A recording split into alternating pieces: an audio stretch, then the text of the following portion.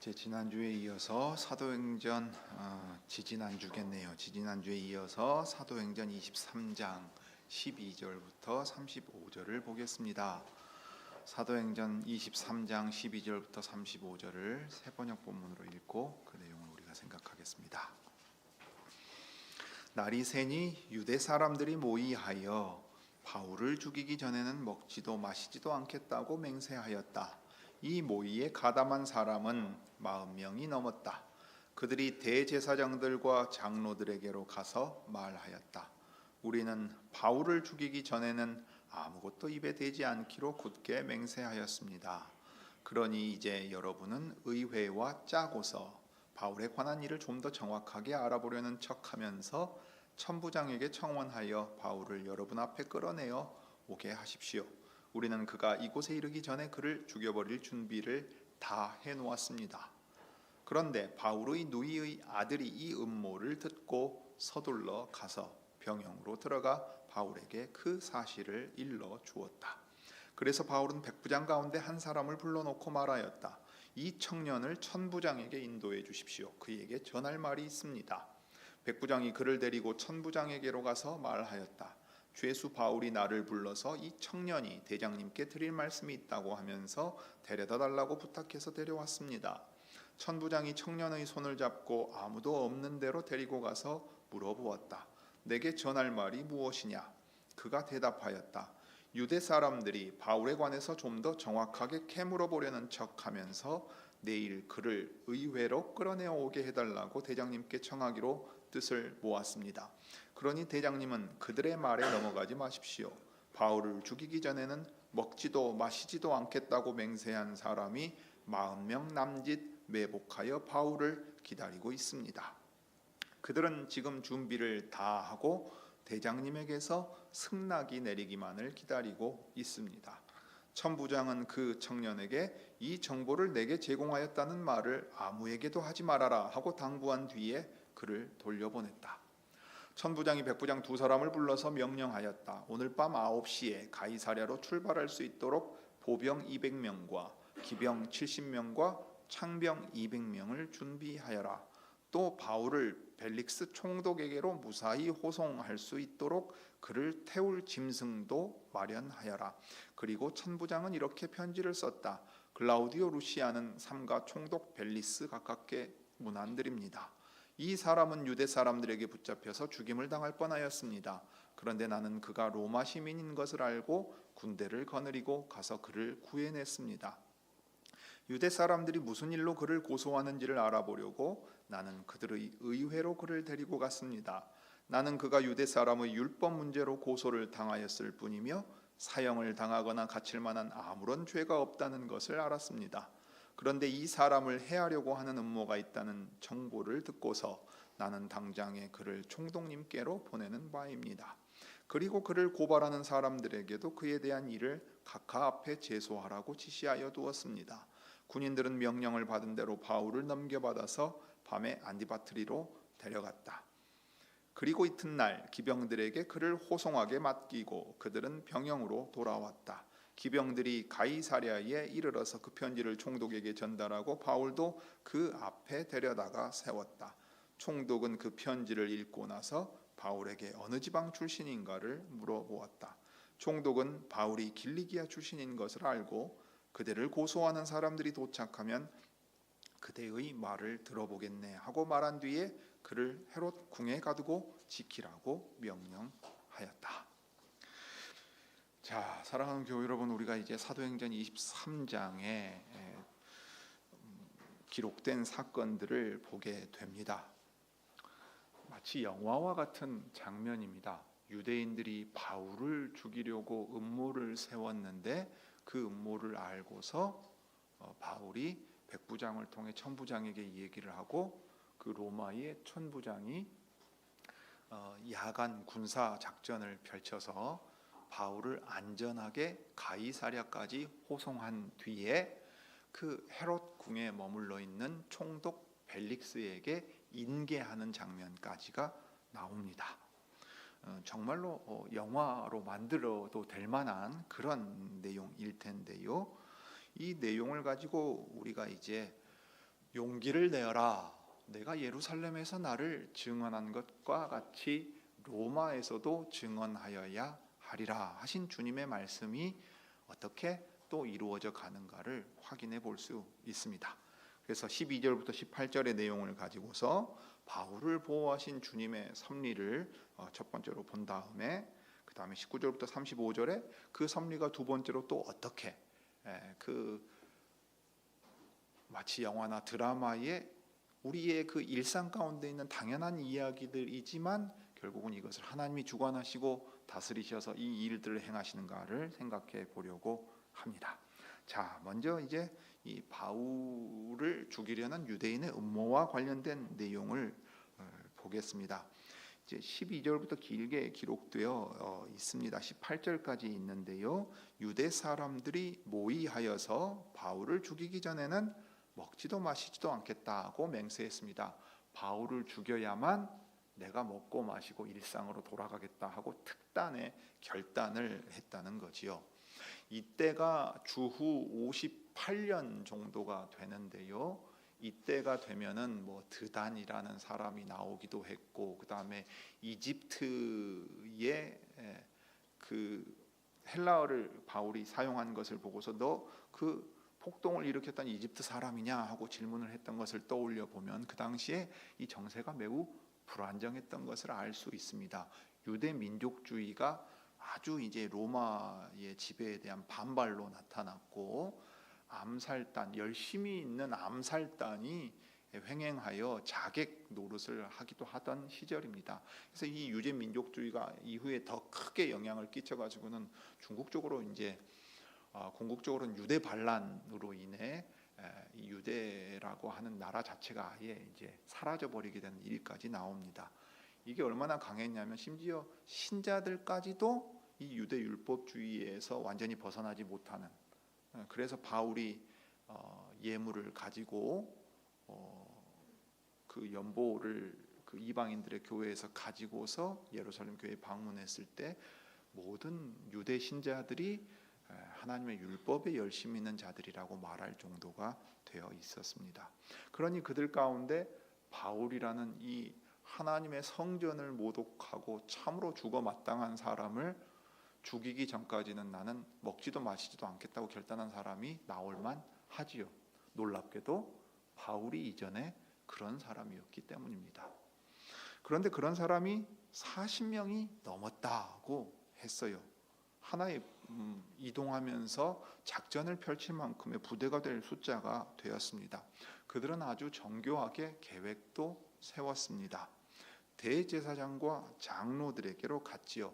이스라엘의 이제 유대 사람들의 이제 지도자들입니다.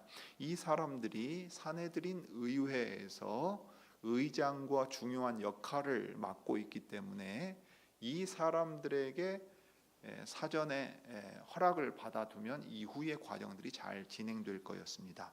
그래서 대제사장들과 장로들에게 가서 뭐라고 했냐면 자신들이 결의한 바에 대해서 말하면서 여러분은 사내들인 의회를 소집해 주십시오라고 했어요. 왜냐하면 사내들인 의회가 소집되어 가지고 바울의 죄목이 무엇인지를 이 천부장이 알려고 했는데 그게 제대로 이루어지지 않았지 않습니까? 명분이 있지요.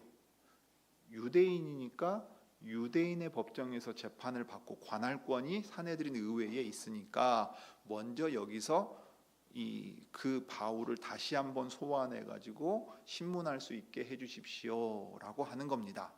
그러니까 명분이 딱 있죠.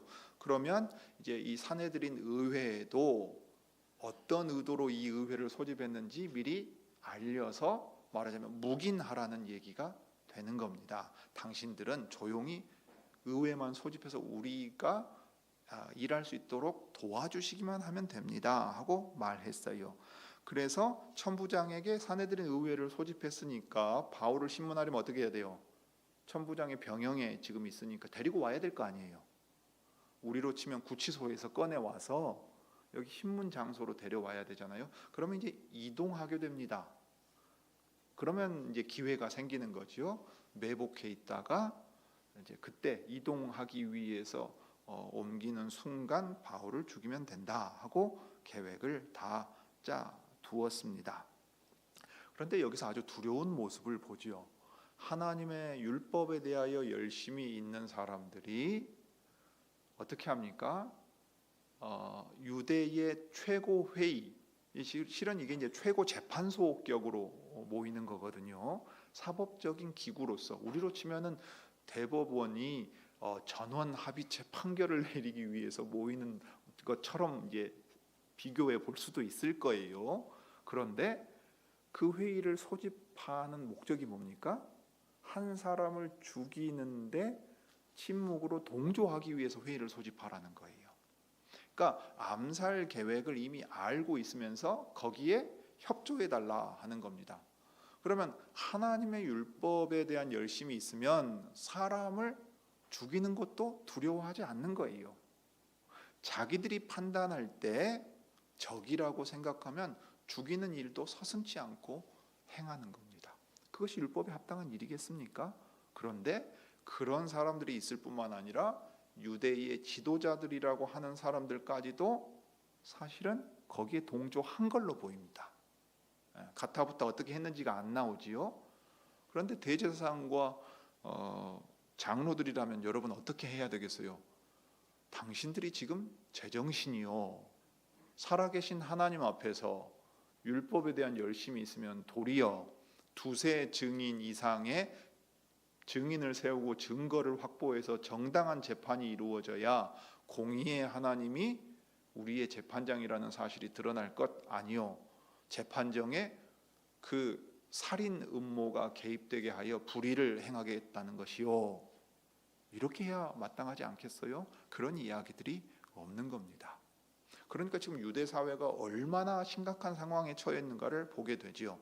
이 정치라고 하는 것, 사법이라고 하는 것, 행정이라고 하는 것 정상적으로 작동되고 있지 않습니다. 남아있는 건 우리가 하나님을 위한다는 자기 위안을 삼는 명분뿐이라는 것을 보게 되지요. 그러니까 두려운 일을 행하는 겁니다. 자기들 스스로 정당하다 생각하고 남을 죽이는 일에 있어서도 아무런 거리낌이 없고, 심지어 정의를 행해야 되고 이 민족을 지도해야 될 지도자들조차도 거기에 둔감해져서 동조하게 되는 일을 보게 됩니다. 그런데 이 음모가 새나갑니다. 자, 이 음모가 어떻게 새나갔는가가 이제 16절에 나오는데, 바울의 누이의 아들이 이 음모를 들었다고 했습니다. 그러니까 우리식으로 표현하면 조카죠. 바울의 조카입니다. 생질이라고 번역되어 있기도 했는데, 이제 왜 그렇게 됐는가 생각해 본다면 아마도 다소 출신인 바울이 어렸을 때에 율법 교육을 받고자, 랍비 교육을 받고자 예루살렘으로 왔을 것으로 보입니다. 바울의 생애를 추적해 가면 바울의 증언 자체에 나오는 내용입니다. 그때 아마도 바울의 가족 전부가 예루살렘으로 왔을 것으로 보입니다. 그러니까 바울의 누이도 예루살렘에 정착해 있었어요. 그러니까 아마 예루살렘에 방문했을 때 누이의 집에, 개인적인 방문이라면 누이의 집에 머물렀을 수도 있는데 개인적인 방문이 아니고 일행의 숫자가 많았으니까 이제 다른 형제의 집에서 머물렀던 것으로 보입니다. 그러니까 이 누이의 아들이, 조카가 이제 자라서 교육을 받고 있었을 거고, 전해지는 얘기에 따르면은 이 조카가 바울처럼 이 율법을 교육받고 있었다고 하는 이야기도 있어요. 자, 그러면은 이 바울이 바리새파 교육을 받았잖아요. 랍비 교육을 받았습니다. 그러면 바울의 조카도 바리새파나 이 랍비 문화에서 교육을 받고 있었다 하면 어떤 사람들을 많이 접촉하고 있었겠어요? 율법에 열심히 있어서 여기 모의에 가담한 사람들과 비슷한 사람들이 주변에 많이 있었을 거라고요. 그러니까 이 음모가 금세 이 조카의 귀에 들어가게 되는 겁니다.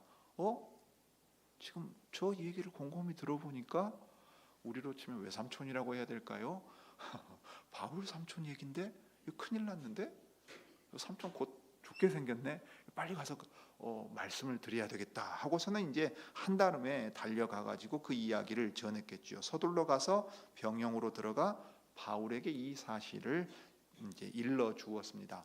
바울은 로마 시민권자이기 때문에 사람이 찾아와서 만나는 데 있어서도 좀 제약이 덜 했을 것으로 보여요. 그리고 실제로 바울이 백부장을 불러 가지고서 말을 하게 되는데, 그때도 아마 그냥 유대인이었다면 시끄럽다, 네 일은 네가 알아서 해라 하고 들은 척 만척 했을 수도 있어요. 그런데 로마 시민권자니까 이 백부장과 천부장은 어떤 책임이 있냐면, 이 로마 시민권자가 정당한 재판을 받기까지 그를 보호해야 될 책임이 있습니다.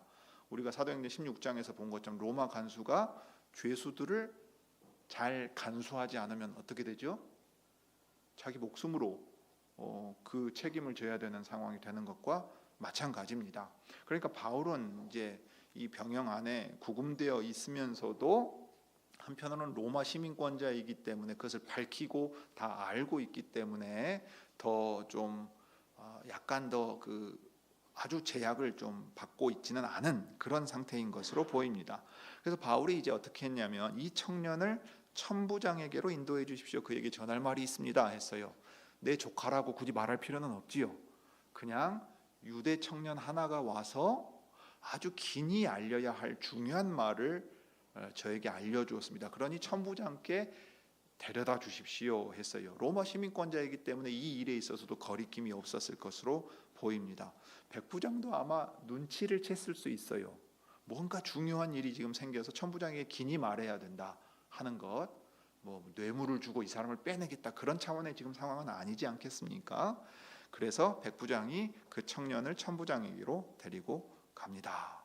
그때 19절에 보면 천부장이 지금 이 청년이 온 것이 범상치 않은 상황이란 걸 파악한 것으로 보여요. 왜 그렇습니까? 청년의 손을 붙잡고 조용한 데로 데리고 갑니다.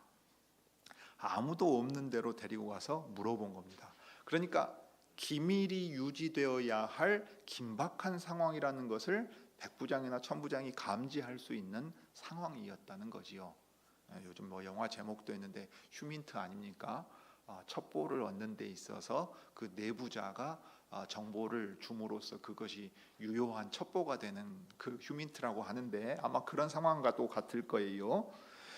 그 사람이 와가지고 이제 전할 말이 무엇이냐 물어보니까, 유대 사람들이 사내들인 의회를 소집하게끔 수를 써서 바울이 여기 구금된 곳에서 의회에 출석하려고 나가는 동안 암살하려고 지금 계획을 세워서 매복하고 있는데 40명 남짓 됩니다 하고 이제 얘기하면서, 대장님이 그러면 사내들인 의회에 출석하라고 허락해 줄 것만을 기다리고 있습니다. 이것은 덫입니다. 셋업 범죄라는 얘기예요.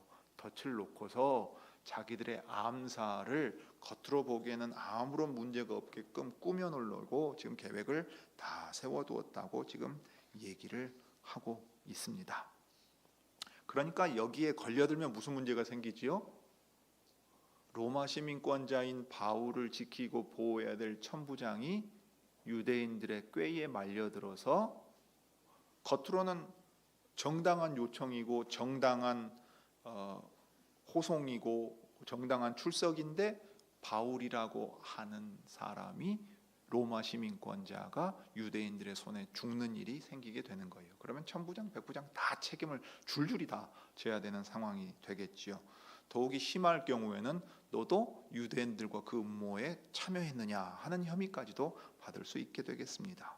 그래서 천부장은 그 청년에게 이제 이 정보를 내게 제공했단 말을 아무에게도 하지 말아라 했어요. 기밀을 유지해라. 이게 새 나가면 이제 음모가 발각되는 것을 알고 또 다른 계획을 세우면 그때는 우리가 손을 쓸 수가 없다 하고 생각하고 있습니다. 여기서 우리는 바울을 보호하시는 주님의 오묘한 섭리를 첫 번째로 보게 됩니다. 생각해 보십시오.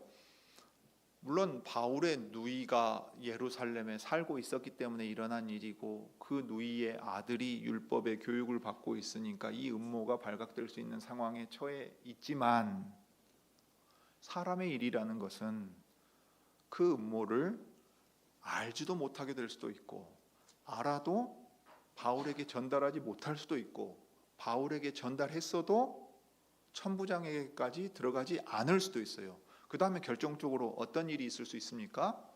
천부장이 듣고서 그렇다고 한들 내가 할 수 있는 일이 무엇이겠느냐, 저들이 정당하게 요청했는데 내가 거부할 명분이 없다, 이렇게 말할 수도 있지 않겠습니까? 유대인들이 대제사장들이 청해서 정당한 절차를 따라서 청하면 나로서는 거절할 방법이 없다. 기껏해야 가는 동안 일이 생기지 않게 호위 병사들을 좀 더 붙여주마. 이럴 수도 있지 않겠어요? 그런데 천부장은 지금 상황을 아주 명민하게 잘 파악한 것으로 보입니다. 유대인들이 바울을 향하여 보이는 적대감이 어느 정도였는가? 자기들이 군사들이 호위하여 가는 동안에도 그를 죽이려고 했던 걸 보면 이것이 단지 바울 한 사람의 죽음뿐만이 아니라 잘못하면 이 일로 말미암아 예루살렘에 폭동이 일어날 정도의 큰 사안이라는 것을 파악하였고, 이 음모가 그대로 진행되어서는 안 된다는 사실도 정확하게 파악하고 있었습니다.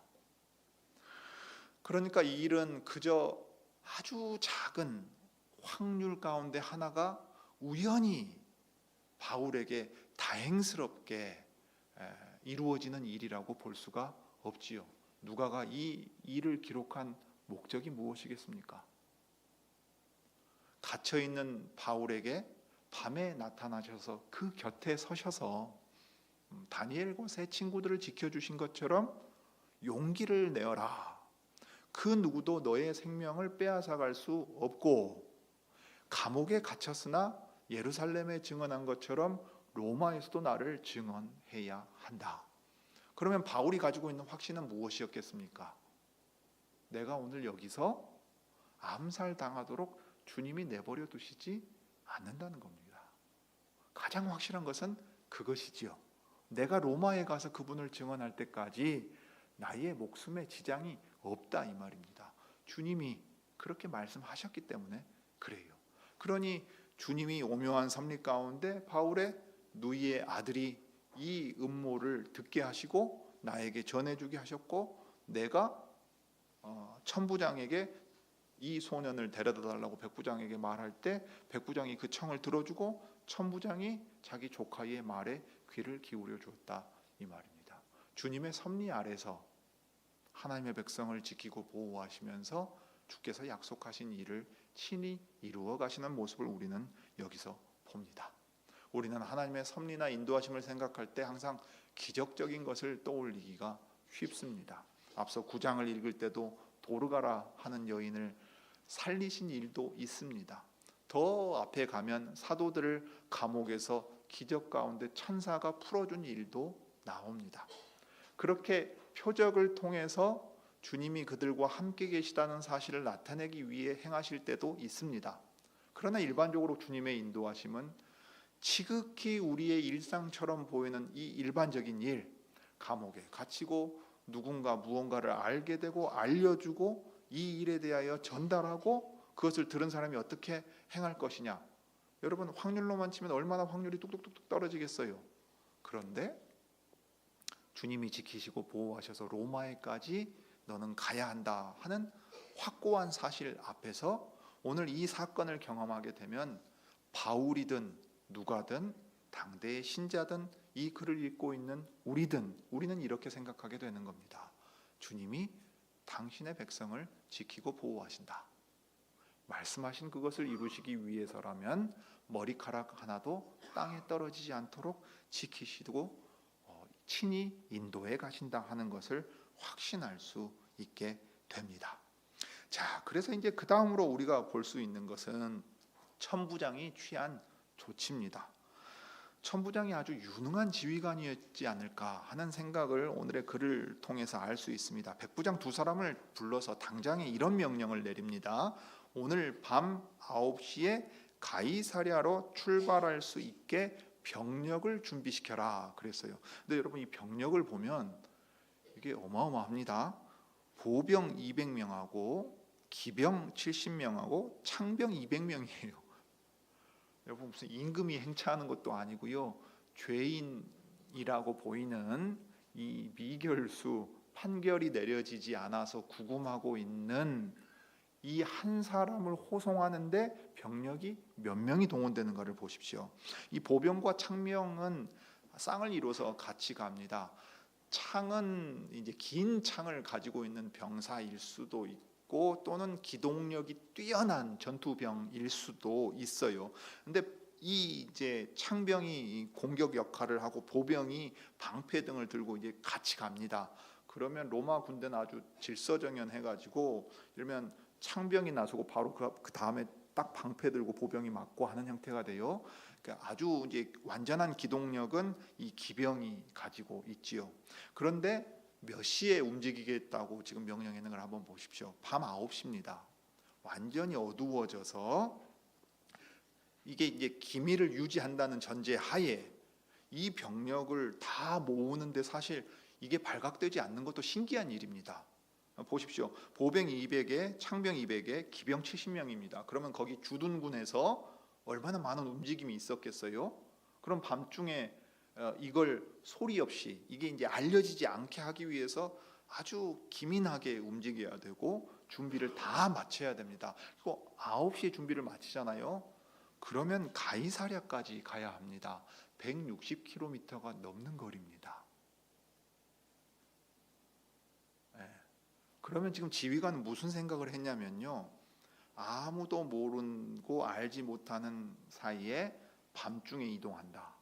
그런데 이동해야 할 때 이동하고서 해가 중천에 떠서 낮이 되고 예루살렘과 같은 산지에서는 매복병에게 기습당할 위험이 대단히 크니까 평지에 도달해야 된다. 그러면 그 시간이 어느 정도 걸리겠느냐? 자, 가이사랴까지 몇 시간 걸리겠냐? 거리가 이만큼 된다. 그럼 뭐 이틀을 가야 된단 말이죠. 최소 이틀을 가야 돼요. 그것도 훈련된 군사의 속도로 이틀을 간단 말입니다.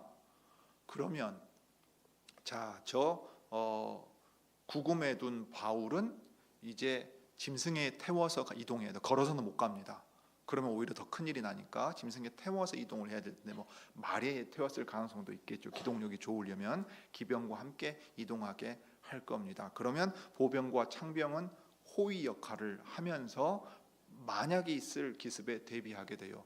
그런데 이 사람들이 밤에 안전한 지대까지 이동하려면 최소 10시간은 이동을 해야 됩니다. 어마어마한 작전인 겁니다. 지금 어마어마한 작전을 바울 한 사람을 총독의 궁전에 있는 헤롯궁이 있고 관저가 있는 가이사랴까지 호송하기 위해서 이 많은 병력을 다 동원한 거예요. 아주 시급하고 중요한 군사작전을 펼쳐야 할 사항으로 지금 천부장이 판단한 겁니다. 아주 유능한 지휘관이고 그 밑에 이제 참모들과 부하들이 이 일을 잘 시행한 것을 우리가 볼 수 있습니다. 그래서 바울을 벨릭스 총독에게로 무사히 호송할 수 있도록 그를 태울 짐승도 마련해라 하고 이 작전 명령을 내렸고 준비가 그대로 되었습니다. 그러니까 이것도 참 하나님의 큰 섭리죠. 이 지휘관이 되게 무능한 사람으로 있어서 밤에 뭘 어떻게 해야 될지 모르는 사람이 어떻게 하겠어요. 그냥 대충 꾸려가지고서 몇 명 붙여서 보내고서 도리어 암살당하기 쉽게 만드는 일도 있었을 수 있어요. 밤에 이 많은 병력을 준비시키고 하다 보면 당연히 주변에서 금방 알아차리기 쉬웠을 수도 있어요. 그런데 이 소식이 알려지지 않고 유능한 지휘관과 그 부하들을 통해서 바울을 가이사랴까지 무사히 호송할 수 있도록 준비를 마친다. 이 자체도 놀라운 일입니다. 그 다음에 이 작전이 성공적으로 수행이 되어서 바울을 가이사랴의 헤롯궁으로 인계한다고 하면 작전 성공인데 임무가 성공한 거예요. 그것도 아주 놀라운 일이 되는 겁니다. 자, 그때 이제 천부장의 이름이 여기 나옵니다. 벨릭스 총독에게 편지를 씁니다. 우리로 치면 보고서를 작성해서 전달하는 거지요. 어떤 일이 일어났고 왜 이 밤중에 작전을 펼쳐서 이 사람을 펠릭스 총독 각하에게 보내는지 직접 서신을 써서 보냅니다. 그러니까 지금 군사작전에 두 가지 중요한 임무가 있어요. 하나는 뭐겠습니까? 바울이라고 하는 사람을 헤롯 궁에 있는 펠릭스 총독에게로 무사히 넘겨야 됩니다. 그다음에 또 하나의 임무가 있어요. 뭡니까? 펠릭스 총독에게 전달하는 이 편지를 가지고 전달을 해야 합니다. 그러니까 바울이라는 사람을 호송할 뿐만 아니라 바울이라는 사람을 왜 붙잡아 두어서 총독의 법정으로 보내는지를 설명하는 편지가 반드시 가야 된다는 얘기예요. 이 두 가지 내용이 그래서 여기 다 있습니다.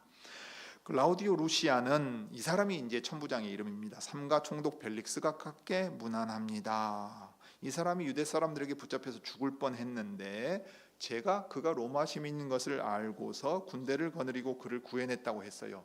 좀 이제 허풍을 섞는 겁니다. 왜냐하면 자기가 잘했다고 지금 이제 말하면서 하는 거예요. 제가 보니까 로마 시민권자여가지고 군대를 데리고 가가지고 잘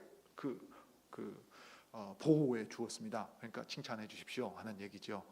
그런 다음에 중요한 얘기를 합니다. 유대 사람들이 이 바울이라고 하는 자를 고소하려고 합니다.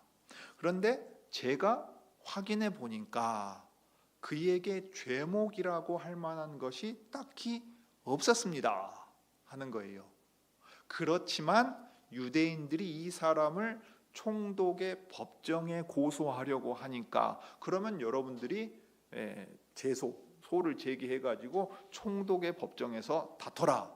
나는 나대로 이 바울이라는 사람을 보호해서 총독의 법정에 설 수 있도록 호송하겠다. 그러니까 자기가 군사작전을 펼치는 이 이유와 목적을 정당화시키고 바울을 신문하면서 자신이 들었던 내용에 대해서 미리 알려줍니다. 그런데 지금 이게 뭐냐면 총독 빌라도 때 예수님이 재판받았던 것과 아주 비슷해지는 거지요. 저는 그가 유대 사람의 율법 문제로 고소당했을 뿐이며 사형을 당하거나 갇힐 만한 아무런 죄가 없다는 것을 알았습니다. 유대 민족은 유별난 사람들이라 또 난리를 칩니다. 그런데 이거 그대로 두면 큰일이니까 정식 법적 절차를 밟아서 총독의 법정에 제소하고 거기서 재판받으라고 제가 그들에게 말했습니다. 그래서 이 밤중에 병력을 다 동원해서 안전히 보내야 하겠기에 이렇게 병력과 함께 바울이라는 자를 총독께 보냅니다. 각하께서는 그를 인계받으신 뒤에 절차대로 처리해 주십시오 하고 보고서를 올린 것이지요. 그래서 31절에 보면 군인들은 명을 받은 대로 바울을 넘겨받아서 안디파트리로 데려갑니다. 자, 여기까지 가면 그러니까 날을 새고 지금 쭉 간 거예요. 그런 다음에 평지가 펼쳐지는 지대까지 갑니다. 그래서 이튿날 어떻게 했습니까? 보병과 창병 200명씩 각각 200명, 400명은 이제 기병들에게 그를 호송하게 맡기고 병영으로 돌아옵니다.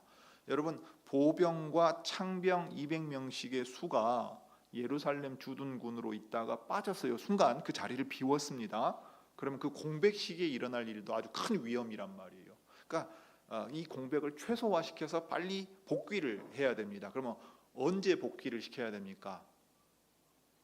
호송단이 수가 줄어도 안전이 확보될 시점에 이 사람들을 돌려보내야 돼요. 그러니까 이 군인들은 군인들대로 바울 때문에 죽을 맛이었겠죠. 밤중에 날 꼬박 새고 이동한 사람들인데 또 그 긴 시간을 최소 10시간 이상을 복귀하는데 또 써야 되는 거예요. 그러니까 아마 당시 군인들 같으면 도대체 저 바울이라는 놈이 뭔데 우리가 이렇게까지 고생해야 되냐 투덜투덜했을 거예요. 그럼에도 그들은 이제 갑니다. 그 얘기는 여기 안디파트리로 가서 날이 밝고 난 다음에는 해가 떴고 평지기 때문에 매복 작전에 기습을 당할 위험이 사라져서 안전이 확보됐다는 얘기입니다. 그래서 기병들만 있으면 혹 공격하는 무리가 있어도 방어하거나 도망치셔서 그 가이사랴로 바울을 데려갈 수 있기 때문에 이제 보병과 창병은 복귀했습니다. 그래서 기병들이 바울을 호송해서 가이사랴에 이르렀습니다. 그러면 이제 자신들에게 맡겨진 임무 두 가지를 완수해야 되죠. 첫째가 뭐였습니까? 편지를 전달합니다. 총독 입장에서는 자네들은 뭔가 자네들은 예루살렘에 있는 병력인데 왜 여기까지 왔는가? 그러면은 각하 저희 지휘관인 클라우디오 루시아 천부장이 편지를 써서 각하에게 이렇게 전하라 했습니다. 편지에 보시면 사정이 다 적혀 있으니 아실 겁니다. 하고 이제 딱 봤어요. 그 다음에 어떻게 합니까? 저희의 이제 제일 중요한 임무 중에 하나는 이 바울이라는 자를 총독에 인계하는 것입니다. 그래서 총독의 법정에 세우게 될 것입니다 하고 왔어요. 그래서 34절에 총독이 그 편지를 읽었어요. 그러면 이제 제일 먼저 눈에 들어오는 게 뭐였습니까? 너 그냥 유대인이 아니고 로마 시민권자라고? 그럼 뭐 어디 사람이요? 로마가 천하를 지배한다고 할 정도로 누가복음과 사도행전에 이제 기록된 걸로 치면 그 지배하는 영토가 넓었으니까 당신은 어느 지역 로마 사람이요? 하고 물으니까 바울이 길리기아 사람입니다. 출신이라. 길리기아 다소 출신이라고 말하니까 그래요? 뭐 로마 시민권자구만. 그러면 또 절차대로 해야 되겠네. 이 정도 생각한 것 같아요. 그래서 그대를 고소하는 사람들이 도착하면 그대의 말을 들어보겠네 하고 말한 뒤에 어떻게 했냐면 헤롯 궁에 영아 살해했던 예수님 태어났을 당시에 영아를 살해했던 그 헤롯 대왕이 만들었던 궁이에요. 그 궁이 있고 이제 총독 관저가 있는데 그 궁에다 가두어 두라고 얘기를 합니다. 자, 그러니 영화 같은 이 장면에서 우리는 주님의 오묘한 섭리를 두 번째로 보게 됩니다. 그것은 무엇입니까? 이 밤중에 군사작전이 무사히 완수되어 가지고 아무런 지장 없이 바울과 편지가 가이사랴에 있는 총독 벨릭스에게 전달된 점입니다. 이게 전달됐다는 것이 무엇이 특별합니까? 바울의 목숨이 보존되었다는 것이고 정식 재판 절차를 거쳐서 유대인들의 음모나 유대인들의 혐의 제기에서 벗어날 수 있는 가능성이 있다는 얘기입니다. 물론 주님이 바울에게 하신 말씀을 기억한다면 여기서 바울은 풀려나지 못합니다. 왜요? 예루살렘에서 증언한 것처럼 로마에서도 증언해야 된다면 그때는 판결을 기다리고 있는 미결수의 입장에서 여전히 매여 있는 입장에서 로마에 가게 될 것이기 때문입니다. 그럼에도 불구하고 바울은 또다시 확신하게 되겠죠. 여러분이 바울이라면 어떨 것 같아요? 밤 9시에 준비된 군사들 몇 명인가 보십시오. 지금 470명입니다. 470명. 병과별로 구분돼 가지고 이 470명이 나 한 사람 호송하겠다고 모여 있는 걸 봤어요. 그러면 하나님의 군대가 나를 둘러 진친 것처럼 로마 군대를 써서라도 자기 백성을 지키고 보호하시는 이 약속을 이루시는데 하나님은 신실하시다. 한치의 두려움도 없이 밤길을 갔을 거라고요. 오히려 군사들은 예민하게 긴장하고 있을지라도 바울의 마음은 평온했을 것입니다. 피곤하기는 했겠죠. 밤에 날 새면서 이동을 해야 됐을 겁니다. 해가 뜨고 날이 밝고 평지에 이르렀을 때 군사들은 안도의 한숨을 내쉬었을 것이고 또 먼 길을 갔을 거예요. 가이사랴의 총독 벨릭스 앞에 섰을 때 바울은 이렇게 느꼈겠지요. 이스라엘 사람들과 이방의 왕들과 총독들 앞에서 내가 나를 증언하여야 하리라 한 주님의 말씀이 또 이렇게 이루어지는구나. 주님 저에게 담대한 마음을 주셔서 여기 이 총독의 법정에 서서도 주님을 신실하게 증언할 수 있게 해주십시오. 이런 기도가 바울에게 있었을 겁니다. 자기의 목숨에 대한 염려가 아니라 나를 지키고 보호하셔서 이끌어 가시는 주님의 뜻이 여전히 나를 통해 이루어지기를 기도하고 있었을 거예요. 여러분 이렇게 본다면 주님의 오묘한 섭리 아래 있으면 모든 게 다 안전하고 잘 될 것 같잖아요. 그런데 여러분 놀랍게도 정말 마지막에 지금 기록되어 있지 않은 내용 그리고 앞으로 이어질 내용을 생각한다면 결코 그렇지 않습니다. 왜냐하면 헤롯의 궁에 구금된 상태에서 바울이 빨리 재판을 받지 못합니다. 오늘날과 같이 신속한 재판을 받을 권리가 있고 적법 절차를 따라서 재판을 받아야 하고 그렇지 않으면 그를 풀어주어야 되는 그런 상황이 아니에요. 여기 헤롯 궁에 머물러 있는 총독 벨릭스가 바울에 대하여 재판하는 절차든지 과정이든지 시간이든지 다 결정할 권한을 가지고 있습니다. 이 재판은 계속 길어질 거예요. 풀려나지도 않을 겁니다. 그래서 바울은 사실 여기까지 옴에 있어서 주님이 나를 지키시고 로마에 가는데도 지켜주실 거라는 확신은 있지만 이것이 언제 어떻게 이루어질지는 몰랐습니다. 그러니 그에게는 여전히 인내가 필요합니다. 그리스도의 인도하심을 받는 우리 모두도 그러합니다.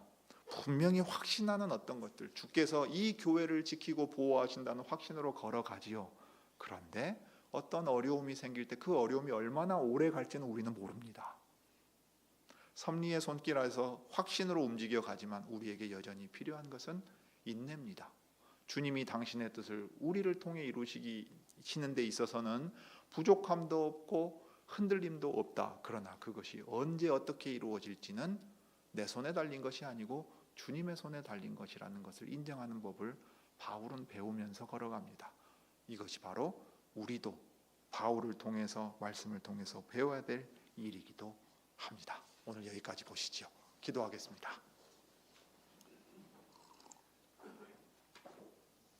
크신 하나님, 우리 아버지, 오늘 바울이